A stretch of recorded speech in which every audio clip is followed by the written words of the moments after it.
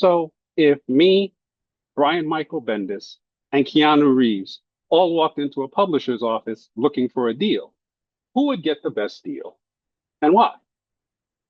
Hi, my name's Gamal Hennessy. I'm an attorney, author, and business consultant. And this silly example is designed to help explain the concept of leverage in contract negotiations.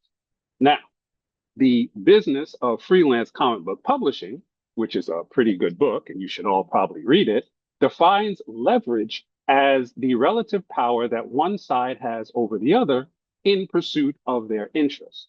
So if you look at our little example, everything becomes pretty clear pretty fast.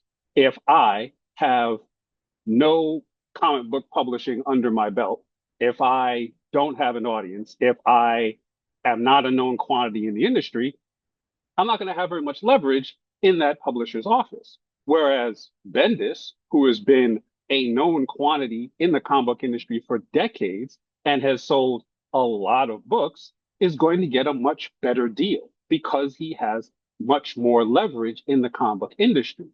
Now, if you bring in Keanu Reeves into that equation and take into account that he is one of the last major movie stars that Hollywood has produced, and he has a particularly strong catalog in science fiction and action movies, which happen to play well in the comic book demographic, you realize he has so much leverage that he could actually start his own comic book company if he wanted to, but he doesn't want to because there's not that much money in comics.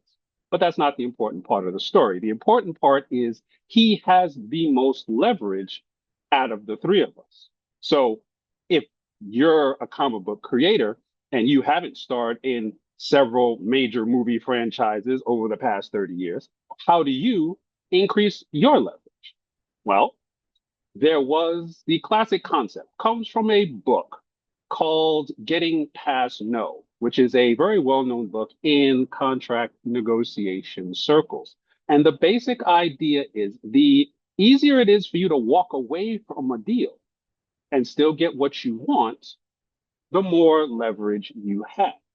So if you're a writer and you have a script, you have a very good script, but you've never published a comic before, you don't have an audience, you don't have distribution, you don't have any real experience in the industry, in that room, you are not going to have very much leverage.